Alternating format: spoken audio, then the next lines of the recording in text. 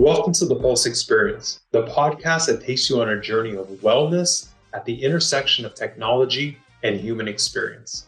I'm your host, Edward Beltran, CEO of Fierce and innovator of Pulse. You know, stress is a very large problem today. It's costing organizations $300 billion annually, not to mention the impact on our people and the individuals in our companies. And often we don't know what's causing our stress. And if we do, we don't know the proper, most impactful way to handle it. Instead, we're used to just accepting stress and managing it at a general level, such as with better diet, better sleep, exercise, or meditation. But this doesn't get underneath the root issues of our stress or eliminate them. And today, there's so much that's required of us at both our homes and the workplace that we don't always have the tools to be able to be self-aware and tackle these stressors. However, our bodies, they don't lie. They tell us constantly what's happening. They're responding to our environments, and it's our job to listen. And when we handle these challenges and take them head on, they drive positive results in both our personal and our professional lives. Pulse is our proprietary app that integrates with wearable devices and infuses cutting-edge science to be able to show you who you're with and where you're at when you're experiencing stress by the hour. Then we wrap context around these events by pulling in calendar and GPS data to be able to further drive that self-awareness. And more importantly, move into action with either a live coach or the in-app AI bot to be able to tackle these stressors, drive your resilience higher, as well as the outcomes you desire in your lives. We call this biometric intelligence. Our certified coaches walk into every coaching session with these same biometric data and insights to be able to help you identify the themes that are going to have the most impact on your lives and tackle those toughest challenges. This transformation is the Pulse Experience.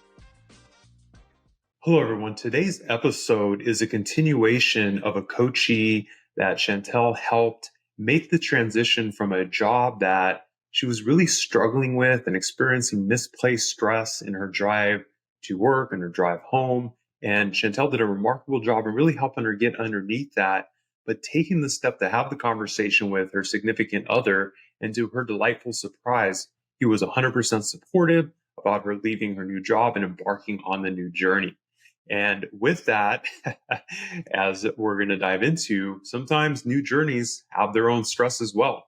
So she started a new job, and we're going to unfold what's happening. Chantell, welcome as always. Tell us about your coachee. Yeah, as we revisit our coachee, to your point, Ed, she left the previous employer, and it was fantastic. And now, there's some misalignment, and expectation versus reality aren't matching up fully. Changing jobs, no matter the circumstance, cause stress. It increases our stress level. We don't know what to expect. We don't know the people, the culture fully. Oftentimes we're so nervous and enamored during the interview process that we do ourselves a disservice by not seeking clarification on the roles and ourselves within them. This leaves both parties feeling disillusioned, and the reality just doesn't always match the expectations. Yeah, and I'm sure so many people can identify with this, Chantell, where you're leaving a tough situation and the grass seems greener on the other side, and it probably is, but it's also not necessarily going to be a cakewalk either, right? And sometimes you walk into situations and you're like, I should have known that, or I should have asked that. Yeah. So let's talk further about this. It's so funny because I think about this, and I even think about my own experiences, right? So I remember going to my previous employer, and I had moved 1,000 miles south. And when I moved to the town that I moved to, I honestly thought that the road leading down was a back road. I was like, this city can't be that small. I mean, I've heard of it before. Nope, it really was that small. And that was my first experience of maybe I should have asked a few more questions, grocery stores, Walmart, right? I mean, hey, Walmart's fine, but that's it. That was pretty much it. Piggly Wiggly, pretty much it. It can really throw you for a loop, and in this case, my coachee is mid-career professional. She had spent the last 4 years in the leadership development space. And during that time, she had gained several certifications from vendors to facilitate their content and really had honed her skill. When she moved into this new role, the new role is something that she had not done before. It was a process improvement facilitator, where she's responsible for ensuring successful change management for a line of business. It was an opportunity for her to expand her knowledge. However, she quickly realized that she did not have role clarity. And I want you to take a listen to what she said. They're looking for things that normal clients pay for. And I think that by hiring me, they thought that everything would be included with my hiring package, which that was not the agreement. I wasn't hired to fill the space of what they're asking me to do right now. Okay. So it's been a little bit of a challenge to kind of figure out where I fit into all of this and to whom I have to have these conversations with. Okay.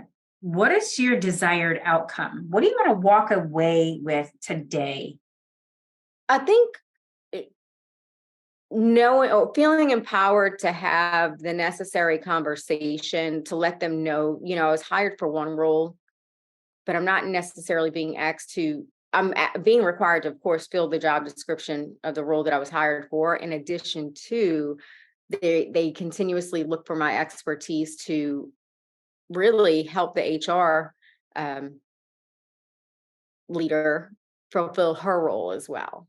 Ouch, right? You can almost hear it in her voice. I was like, oh, quickly it's starting to go. And that's how nobody wants to experience that when you just start a new role. You already are trying to navigate just the environment. Yeah, absolutely.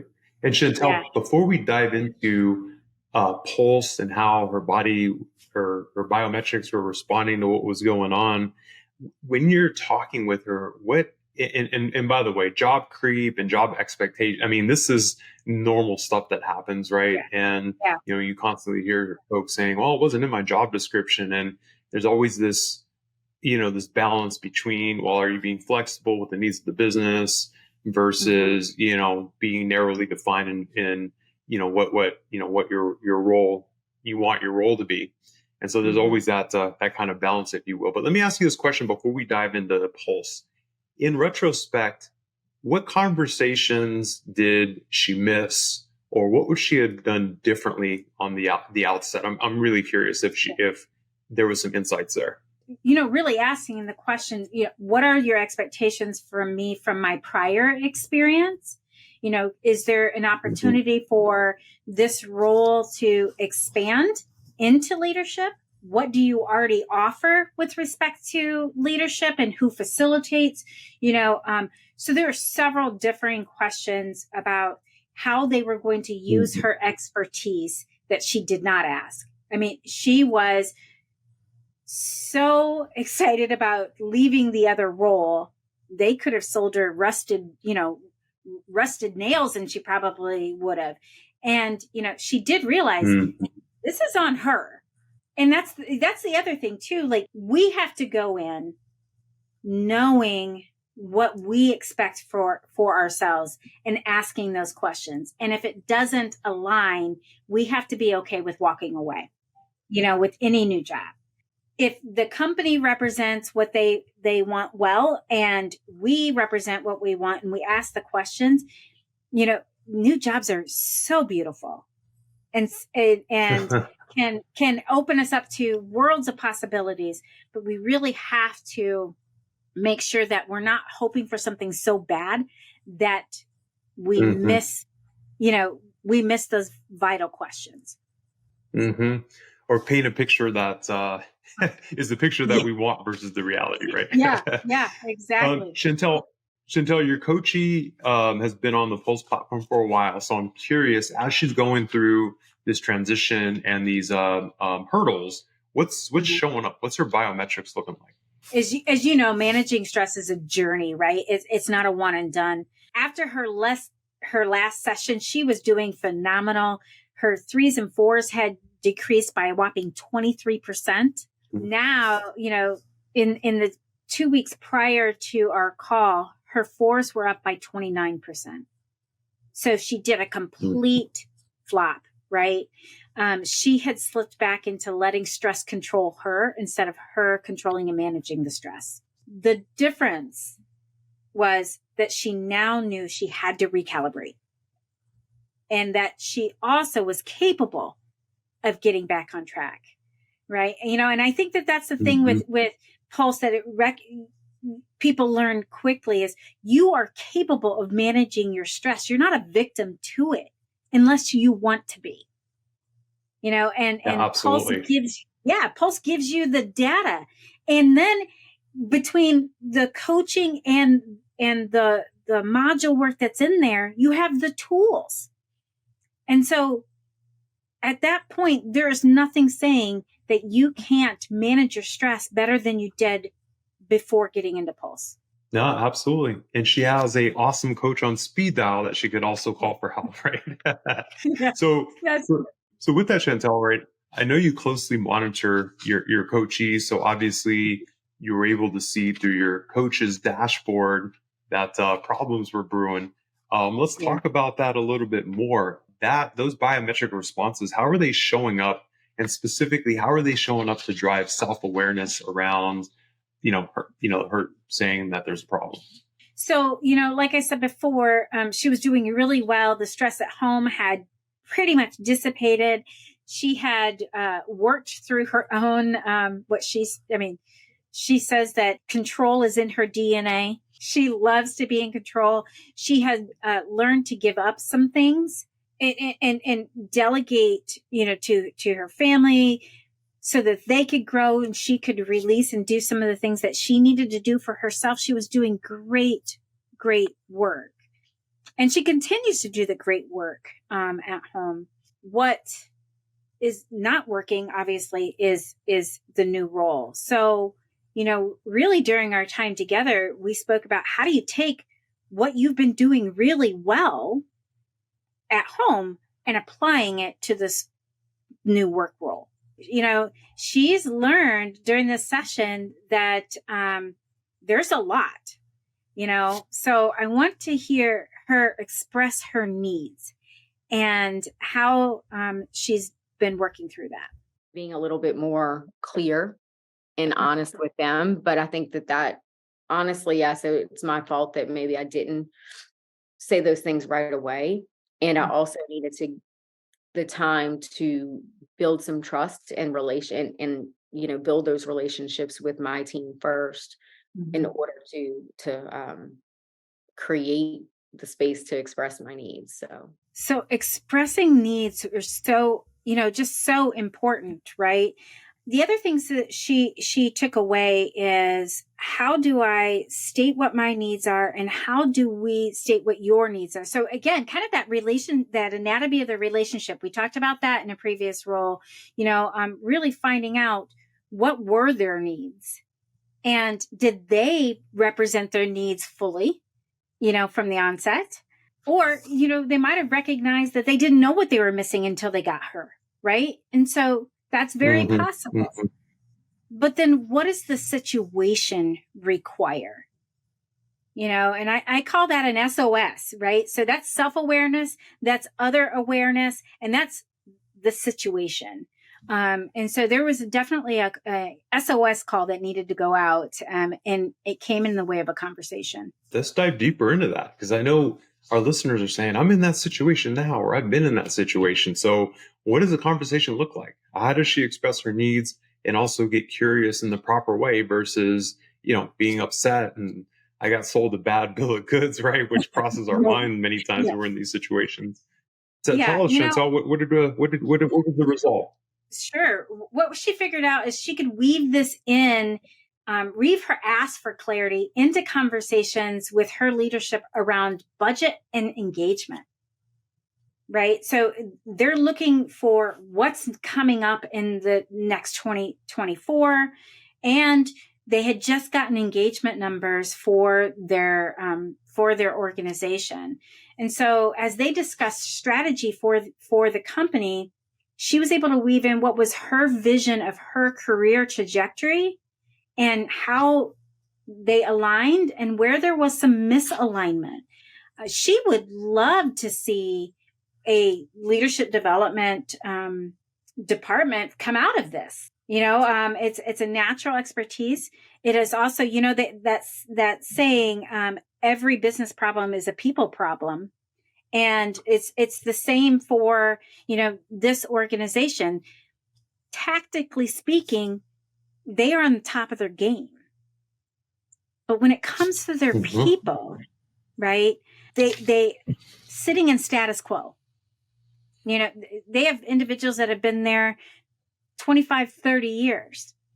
And they have, some ways of doing things that have happened 25 to 30 years. And anybody coming in new in this role shift of succession planning is not taking place. So this was an opportunity for her to say, as you look to the future, here are the things that I've noticed and what my expertise are. Here's what you currently have me doing. Do those still align? Yeah, she found this was mutually beneficial, right? And she had her conversation yesterday, and she immediately called me. And her scores, she only had 2 4s yesterday, which was huge. And she had 7 1s. She's like, I haven't had 7 1s in weeks.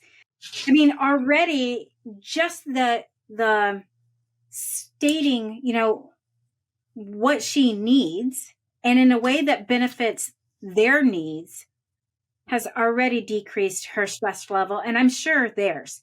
We need to work on getting them on pulse as well. But I am sure theirs, were decreased after this conversation.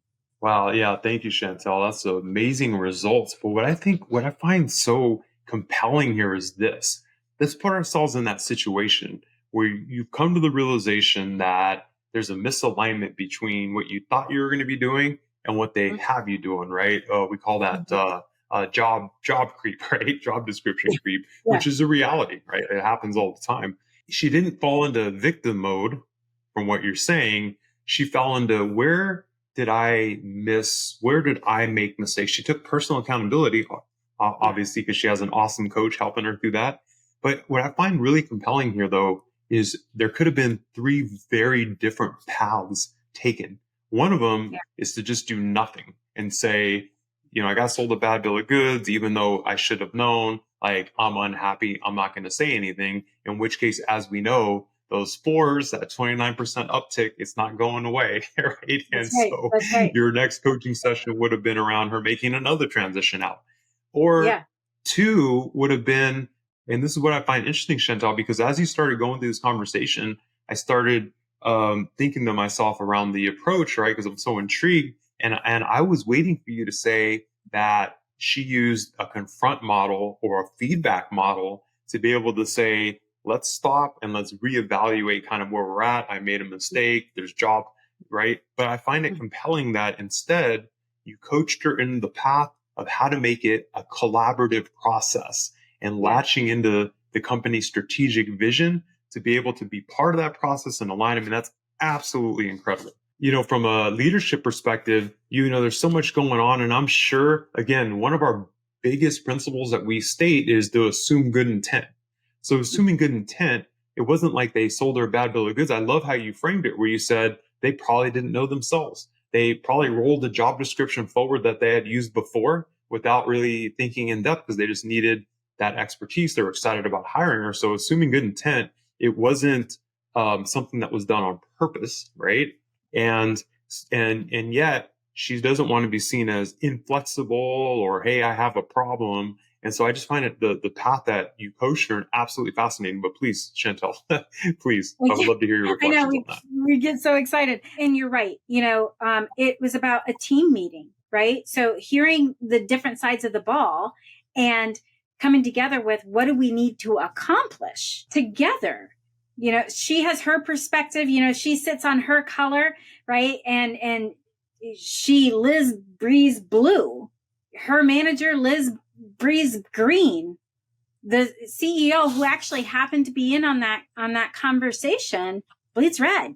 And together they could look at, what do we need in order to grow, and how can each of us align in order to get what we need. And it was a perfect segue for her, to really say, these truly are my expertise. You're spending time training me. And while I'm excited to learn it, you're also pulling me in another direction. Is this where we need to be in order to accomplish what you're trying to accomplish? That's fantastic. Just the high level of maturity, as well as using influencing skills. It's a win-win for everybody. Absolutely fantastic, Chantell. I'm very impressed. I got to be honest with you. So, and with that, before we wrap up, what would you like our listeners to walk away with from today's session? What's some of the major themes you'd like them to know? Yeah, uncertainty threatens our innate preference for predicting future events, and that it activates the brain's amygdala, and it sends our stress fully going, right? Our emotions, our fear, our anxiety. All of that happens while we're in this role for looking for a new job or leaving and going to a new job. I want the listeners to remember the 4 objectives of a fierce conversation. Interrogate reality so both you and the other party know, where we're coming from. What stripe do you sit on the ball? And provoke learning. Be open, be curious. Don't go in with an agenda or, that victim mentality that we talked about. And tackle the tough challenge. Look, my coachee said it. Like, if she wanted something different, she was going to have to tackle the tough challenge. And it was on her. She owned this, right? And the goal of every fierce conversation is to enrich the relationship and be different when the conversation's over. That's a work relationship. That is a personal relationship. And when we are looking at moving into a new role, the best way to get from the out group into the in group is to have a fierce conversation about, what those expectations are on both sides. Fabulous work, Chantell. As always, I can't thank you enough for the impactful work that you're doing. Much appreciated. This topic here, I know so many people can identify with. So again, thank you so much. Absolutely. Thanks, Ed. Great. Till next time. Thank you.